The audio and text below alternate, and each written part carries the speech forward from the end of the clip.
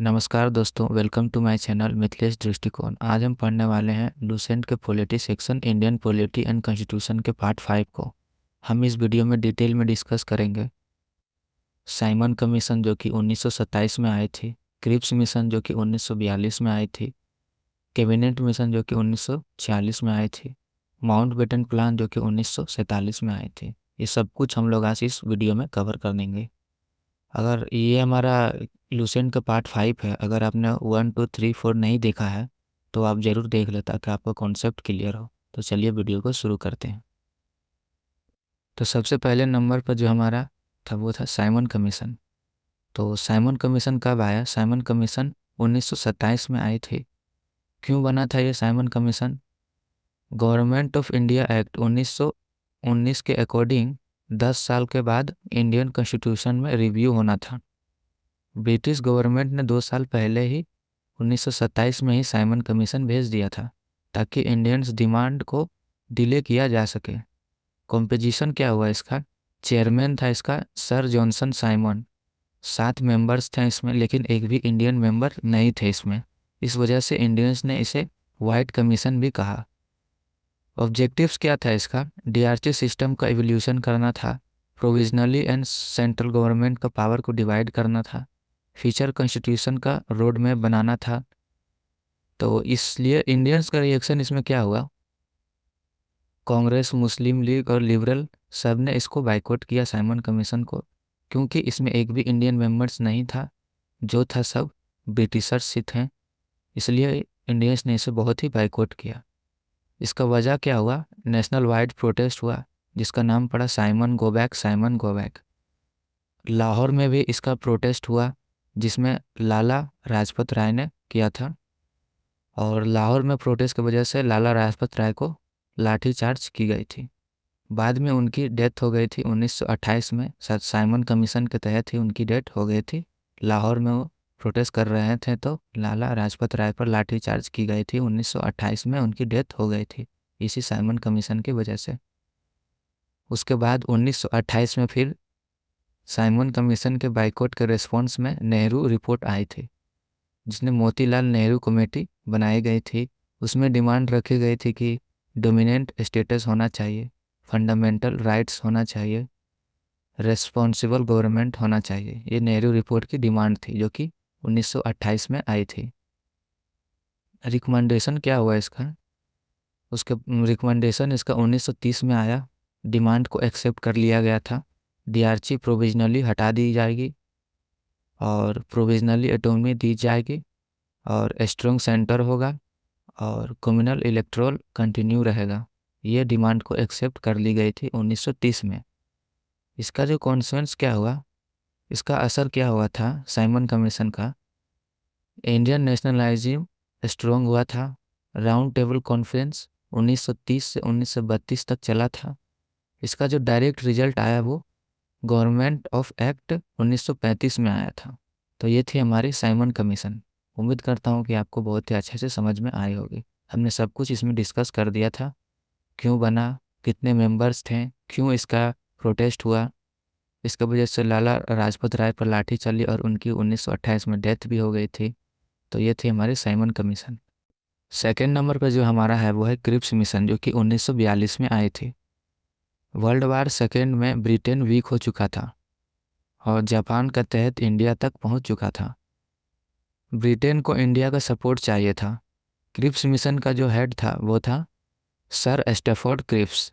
British वार cabinet का member भी थे ये।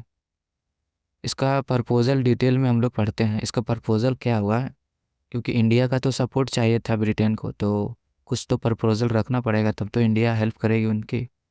तो इसका जो प्रपोजल था वो हम लोग डिटेल में देखते हैं। वार के बाद इंडिया को डोमिनेंस स्टेटस मिलेगा। इंडिया अपना कॉन्स्टिट्यूशन खुद बनाएगा। प्रिंसली स्टेट फ्री होंगे ज्वाइन करने के लिए।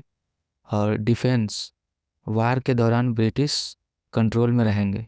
ये थी इनकी डिमांड क्रिप्स मिशन की, जो कि ब्रिटिशर्स ने इंडिया में रखा था कि हम लोग ये करने के लिए रेडी हैं, आप हमारा हेल्प कीजिए। लेकिन इंडियंस का रिस्पॉन्स क्या हुआ? कांग्रेस इमीडिएटली फ्रीडम नहीं, डिपेंडेंस इंडियन कंट्रोल में नहीं, रिजेक्ट कर दिया गया था, कांग्रेस ने इसे रिजेक्ट कर दिया था।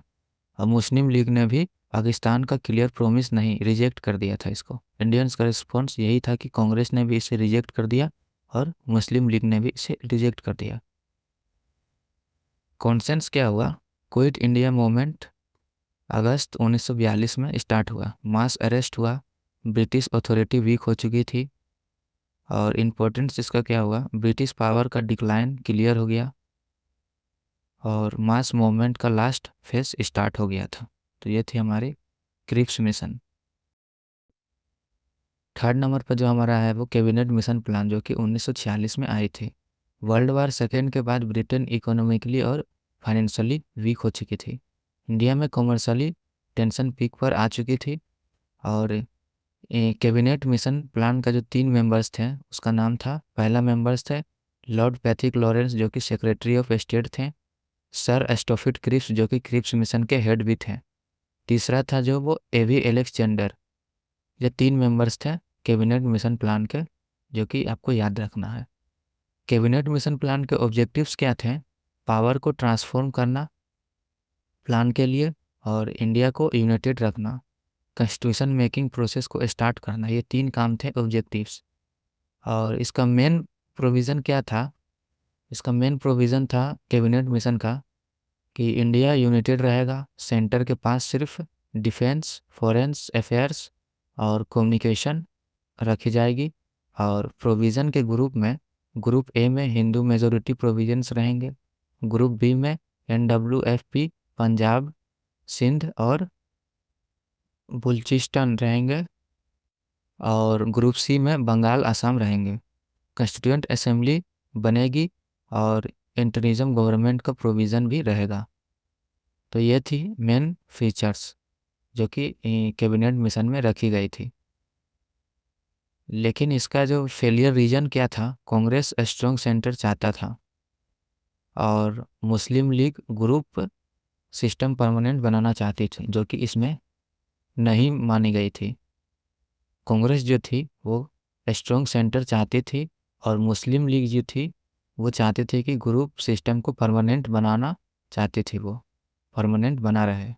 लेकिन ये एक्सेप्ट नहीं किया गया था, इसलिए इस रीजन को फेलियर रीजन भी बोला जाता। कैबिनेट मिशन प्लान का कॉन्सिक्वेंस क्या हुआ? मुस्लिम लीग ने डायरेक्ट एक्शन डे प्रोटेस्ट करना शुरू कर दिया था 16 अगस्त 1946 में। इसमें मुस्लिम लीग ने डिमांड रखी थी कम्युनल रूट्स का होना और पार्टीशन इनवाइटेबल होना। और इसका जो इम्पोर्टेंस क्या रहा था? उसका इम्पोर्टेंस रहा था कॉन्स्टिट्यूशन बनाने का फॉर्मेशन को स्टार्ट करना और इंडिया का लास्ट यूनाइटेड अटेम्प्ट करना। तो ये थी हमारी कैबिनेट मिशन प्लान जो कि 1946 में आई थी।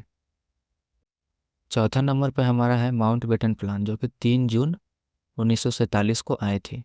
ये क्यों आई थी? इसका सबसे बड़ा कारण था, सबसे बड़ा कारण पहला था ये कि कैबिनेट मिशन का फेल होना। दूसरा बड़ा रीज़न था कि सिविल वार जेलेसी सिचुएशन होना। तीसरा था कि ब्रिटेन ने फास्ट एग्जिट डिसाइड कर लिया था। ये 3 रीज़न थे जो कि माउंटबेटन प्लान को इंट्रोड्यूस किया गया था।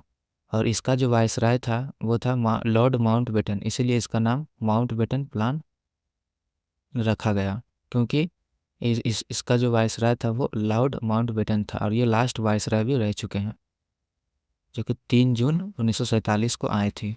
माउंटबेटन प्लान का मेन प्रोविज़न क्या था वो हम लोग डिटेल में पढ़ते हैं। पहला था वो इंडिया का पिटीशन, जो कि इंडिया प्लस पाकिस्तान था। दूसरा था वो बाउंड्री कमीशन, जो कि सर सेरिल रेडक्लिफ थी। और तीसरा जो था वो प्रिंसली स्टेट, इंडिया या पाकिस्तान चूज़ करेंगे। पावर का ट्रांसफ़र होना, ये चौथा था। 15 अगस्त 1947 पावर का ट्रांसफ़र कर दिया गया था। रिजल्ट इसका क्या आया? Indian independence act 1947, British rule and हो चुका था। लार्जेस्ट माइग्रेशन इन हिस्ट्री हुआ था इसका। इम्पोर्टेंस इसका क्या रहा था कि ब्रिटिश रूल का एंड हो चुका था, सोवर्जिन्स इंडिया बन चुका था, कॉन्स्टिट्यूशन मेकिंग फ्री हैंड हो चुकी थी। तो ये थी हमारी माउंटबेटन प्लान जो कि 1947 में आई थी। अब हम लोग एक नज़र इस फाइनल कंपैरिजन टेबल पर भी डाल लेते हैं, जो कि हमने बहुत मेहनत से बनाई है आपके लिए। ये एग्ज़ाम के लिए बहुत ही इम्पोर्टेंट हो जाएगी आपके लिए। तो इसमें क्या है, डिटेल में हम लोग बताएं कि कब प्लान कब आया था, कौन सा प्लान कब आया था और उसका रिजल्ट क्या रहा था। तो सबसे पहले प्लान कौन सा आया था, साइमन कमीशन, कब आया था, 1927 में आया था। इसका रिजल्ट क्या रहा था, गोल एक्ट 1935। ठीक है। और दूसरे नंबर पर क्या आया था, क्रिप्स मिशन, जो कि कब आया था, 1942 में आया था। इसका रिजल्ट क्या हुआ, क्विट इंडिया मूवमेंट। और तीसरा क्या आया था, तीसरा मिशन आया था हमारा कैबिनेट मिशन, जो कि 1946 में आया था। इसका रिजल्ट क्या रहा था, कॉन्स्टिट्यूएंट असेंबली को बनाना। चौथा क्या आया था, माउंट बेटन प्लान, कब आया था, 1947 में आया था। इसका काम क्या था, रिजल्ट क्या हुआ इसका, पार्टीशन एंड इंडिपेंडेंस करना। यहीं से माउंट बेटन प्लान से ही भारत को आज़ादी मिली थी और इंडियंस से, सॉरी, ब्रिटिशर से छुटकारा मिल चुका था इंडियंस को। अब हम लोग इस एग्ज़ाम रूटीन को भी देख लेते हैं कि एग्ज़ाम में आपको क्या क्या क्वेश्चन इसमें आ सकती है। तो सबसे पहला क्वेश्चन तो आपको आएगा ये, साइमन कमीशन में क्या था कि साइमन कमीशन 1927 में आया था और इसको बाइकआउट करने का मेन रीज़न क्या था, क्योंकि इसमें एक भी इंडियन मेंबर्स नहीं थे, इसीलिए इसे बाइकआउट किया गया था, जो कि साइमन कमीशन के नाम से जाना जाते हैं। और इसमें लाला लाजपत राय की मृत्यु भी हो चुकी थी 1928 में, क्योंकि उन पर लाठीचार्ज की गई थी साइमन कमीशन के दौरान। उसके बाद क्या पूछ सकता है आपको, क्रिप्स मिशन से आपको पूछ सकता है पास्ट वार प्रोमिस, इसमें प्रोमिसेस जो आपको मैंने बताए थे वो पूछ सकती है आपको। और तीसरे नंबर पे है कैबिनेट मिशन से आपको यूनाइटेड इंडिया अटेम्प्ट्स पूछ सकती है, जो कि मैंने आपको बताए थे। और माउंट बेटन प्लान से आपको पार्टीशन प्लान भी पूछ सकते हैं, कौन कौन इसमें शामिल थे, कैसे थे, ये सब आपसे पूछ सकता है। तो ये थी हमारी वीडियो लूसेंट की पार्ट 4। Thank you.